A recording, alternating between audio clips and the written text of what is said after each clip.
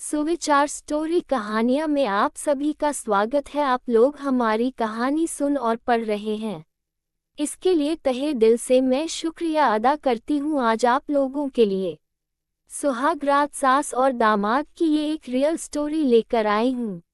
आप लोग इसे ज़्यादा से ज़्यादा शेयर करें कि बाकी लोग इस रिश्ते के बारे में जान सके, और हमें कमेंट करके बताएं कि इस रिश्ते में क्या गलत है और क्या सही। दोस्तों, अब ज़्यादा समय न लेते हुए सीधे स्टोरी पर चलती हूँ। मेरा नाम रामावती वर्मा है। मेरी उम्र 34 साल है। मैं दिखने में बहुत सुंदर, स्मार्ट और सेक्सी लगती हूँ। मेरे बदन टाइट हैं, मेरी वो भी टाइट है। कमर बहुत पतली और चिकनी है। मैंने दामाद जी से 2 बार लिया। अब मैं 15 साल के बाद माँ बन गई हूँ। मेरी शादी को 15 साल बीत चुके थे। अभी तक मुझे बच्चा नहीं हुआ है और मेरे पति सुरेश मुझे बहुत कम छोड़ते हैं। एक दिन मेरे जेठ जी की एक्सीडेंट हो गई। एक्सीडेंट में मेरे जेठ जी और जेठानी दोनों की मृत्यु हो गई। उनकी एक छोटी लड़की जो 6 साल की है। मैंने उस लड़की को पाल पोस कर बड़ा किया। अब वो 20 साल की हो गई है। उसका नाम पूजा वर्मा है। वह अब जवान हो चुकी है। हमारे पति सुरेश उसकी शादी के लिए लड़का ढूंढने लगे। 2 महीने बाद एक लड़का मिल गया जो मेरी लड़की से करीब 6 साल बड़ा था, लगभग 26 से 27 साल का होगा। उम्र ज्यादा होने के कारण मेरी बेटी पूजा उससे शादी करने से इनकार कर दिया, लेकिन मैं पूजा को बहुत समझाया कि बेटी तुम इसके साथ शादी कर लो, वह नौकरी कर रहा है, तुम उसके साथ बहुत सुखी रहोगी। पूजा मान गई और शादी करके ससुराल चली गई। 15 दिन बाद बेटी और दामाद दोनों मेरे घर आए। उस समय ठंडी बहुत पड़ रही थी। मैंने अपने हाथों से उनके लिए खाना बनाया और बेटी दामाद को खाना खिलाने के बाद एक कमरे में सोने के लिए बिस्तर लगा दिया। लेकिन दामाद जी मुझे गलत नज़रों से देख रहे थे। उनकी नज़रें हमेशा मेरी सीने पर रहती थी, क्योंकि मेरी बहुत बड़ी और तनी हुई थी। शायद पूजा बेटी की इतनी बड़ी नहीं थी जितनी बड़ी मेरी थी। मुझे लगा शायद दामाद जी इसीलिए मेरी छाती देख रहे थे। करीब रात 12 बजे पूजा बेटी वहां से उठकर मेरे पास लेट गई तो मैं बोली, क्या हुआ बेटी, दामाद जी को वहां अकेला क्यों छोड़ आई? पूजा बोली, माँ तुम्हें हमारे पति बुला रहे हैं, उन्हें कुछ जरूरी बात करनी है, तुम उनके पास चली जाओ। पूजा की बातें सुनकर मुझे शक हुआ कि इतनी रात को दामाद जी अपने पास मुझे क्यों बुला रहे हैं, कुछ तो गड़बड़ है। मैंने अपनी बेटी पूजा से पूछी कि दामाद जी क्या बात करने वाले हैं। पूजा बोली, माँ तुम जाकर उनसे पूछ लो, वो बोल रहे थे कोई जरूरी बात करनी है। मुझे कुछ गड़बड़ लग रहा है, लेकिन पूजा बेटी के कहने से मैं दामाद जी के पास चली गई। दामाद जी के पास जाकर बैठ गई और बोली, बताए क्या बात है? वह बोले, पहले आप लेट जाए। मैं घबराने लगी, लेकिन फिर भी उनके पास लेट गई। दामाद जी बोले, सासू माँ आपको मालूम नहीं है कि आपकी बेटी पूजा हमें खुश नहीं कर पाती है। दामाद जी अचानक से मेरी कमर में हाथ डाल लिए। मैं समझ गई कि दामाद जी क्या कहने वाले हैं। मैं बोली, दामाद जी इसमें कहने की क्या बात है? पूजा बेटी अभी नादान है, वह धीरे धीरे लेने लगेगी और एक दिन देखना मेरी बेटी पूरा ले लेंगी, फिर तुम उसको खुश नहीं कर पाएंगे। दामाद जी बोले, सासू माँ शादी हुई 15 दिन हो गए हैं, इन्हीं 15 दिन में 2 ही बार आपकी बेटी ने लिया है, वह भी ठीक से नहीं। जैसे मैं शुरू करता हूँ वो जोर जोर से चिल्लाने लगती थी, बस करो मैं मर गई।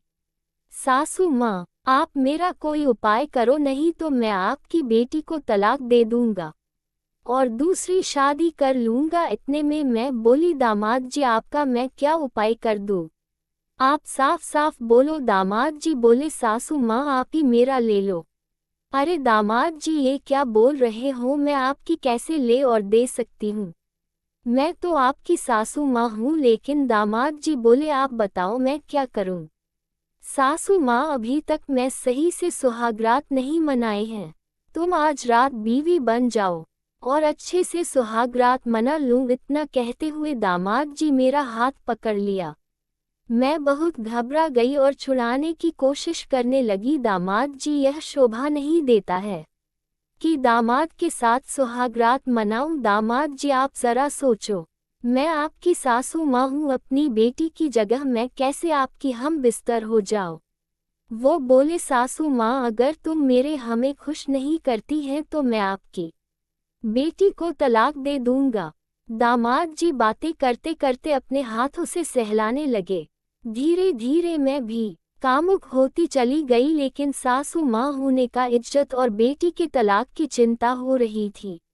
अगर मैं इज्जत बचाऊं तो बेटी की जिंदगी बर्बाद हो जाएगी। ये सब सोचकर मैं दामाद जी से हाँ कर दी और उनकी साथ सुहागरात वाली तमन्ना पूरी करने के लिए तैयार हो गई और बोली, दामाद जी, अगर सुहागरात का मजा लेना है तो मैं आपको पूरी तरह से दूंगी, लेकिन आप रुकिए, मैं अभी तैयार होकर आती हूँ। इतना कहते हुए मैं वहां से चली गई और बाथरूम में जाकर अपनी बाल साफ किया और फिर दोनों को अच्छी तरह से धोया और खुशबूदार क्रीम लगा लिया। उसके बाद अपनी पूरी मेकअप करके और शादी के जोड़े पहनकर दुल्हन की तरह दामाद जी के कमरे में आए और घूंघट डाल के बेड पर बैठ गई। दामाद जी घूंघट उठाए और मेरी हाथ पकड़कर बिस्तर पर लेटा दिया और धीरे धीरे सब कुछ उतार दिया। मैं अपनी बेटी के पति के सामने लेटी हुई थी। जब उन्होंने देने के लिए निकाला तो मैंने देखा काला नाग बहुत लंबा और मोटा था। जब मैं उसको पकड़ रही थी तो वह फनफाना रहा था। मैं उसको देखकर कामुकता की आवेश में आकर दामाद जी से कहा, जमाई राजा, आज तुम जितना देना है दे दो, मैं लेने के लिए तैयार हूँ। फिर उन्होंने दोनों हवा में करके देने लगे। वो चीरता हुआ अंदर चला गया। मैं बेचैन होकर पड़ी थी और बेहोश सी हुई जा रही थी। थोड़ी देर में मैं ऐसे ही सो गई। जब सुबह मेरी नींद खुली तो मैंने देखा कि दामाद जी मेरी बगल में पड़े सो रहे थे।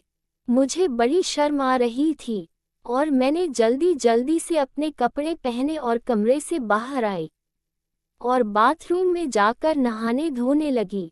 कुछ देर बाद पूजा बेटी उठकर आई और रोज की तरह दिनचर्या शुरू हो गई। मैंने सबको चाय नाश्ता दिया। फिर मेरे दामाद जी चुपके से आकर कहने लगे, सासू माँ, मेरे घर जाने से पहले एक बार और। मैं मुस्कुरा कर हाँ कर दी। हम सभी लोग दोपहर का खाना खाया और मैंने पूजा बेटी को उसकी पड़ोस वाली चाची से मिलने उसके घर भेज दिया। पूजा वहां चली गई। अब मैं घर में अकेली बची। उन्होंने मुझे पकड़ लिया और आंगन में ही पूरी कर दिया। थोड़ी देर में पानी बहने लगी। फिर मैंने अपने कपड़े पहने। दामाद जी सो गए। नींद मुझे भी आ रही थी। पूरी रात सो नहीं पाई थी। लेने के बाद नींद बहुत अच्छी तरह आती है। कुछ देर बाद मेरी बेटी आ गई। मैंने चाय बनाया और तीनों एक साथ बैठकर चाय पिया। शाम को 4 बजे पूजा बोली, माँ, अब मैं चलती हूँ। मैंने कहा, ठीक है, जाओ बेटी, लेकिन जल्दी आना। और पूजा बेटी तैयार होने कमरे में गई। तभी दामाद जी किस करते हुए बोले, सासू माँ, अब कब मिलोगी? मैं हंसते हुए बोली, आपके घर आऊंगी। तब वो हंसकर चले गए। लेकिन अब मैं माँ बन गई हूँ, वो भी अपने ही दामाद से। अगले महीने मेरी मासिक नहीं आई तो चेक कराई तो पता चला कि मैं प्रेग्नेंट हो गई हूँ। दोस्तों, जो काम मेरे पति ने 15 सालों में डालकर भी नहीं कर पाए, वही काम मेरे दामाद 2 ही बार में कर दिया। अब मैं अपने दामाद को फोन करके बताया कि मैं माँ बन गई हूँ। आपने मेरी बेटी के जगह मुझे माँ बना दिया और आप बाप बन गए हो। इसके लिए मैं आपकी शुक्रगुजार हूँ कि आप मेरे दामाद होते हुए भी मेरे पति का काम किया और मैं माँ बन गई। दोस्तों, आप कमेंट करके बताएं, मेरे साथ जो हुआ गलत हुआ या सही। मैं रामावती वर्मा अपनी आप बीती इस चैनल के माध्यम से बता रही हूँ। अगर आप लोगों को हमारी यह सच्ची घटना पसंद है तो लाइक और ज़्यादा से ज़्यादा शेयर करें ताकि लोग हमारे रिश्ते के बारे जानें। नए हो तो सब्सक्राइब और बेल आइकन बटन प्रेस कर ले।